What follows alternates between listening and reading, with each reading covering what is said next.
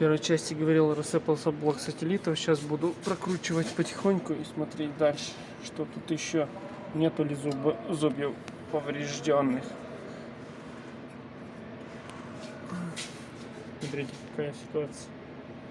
До такой степени разбила и сожрала. Да. Теперь придется искать корпус. Тут он приваренный, тут мост надо искать. Все, можно даже зря не смотреть. Это же тоже не сделали на болтах снимать. На старых моделях можно было планетарку снять от блока сателлитов. А на новой модели нужен только мост, так как планетарка идет приваренная к этому всему. И ремонту не подлежит мост.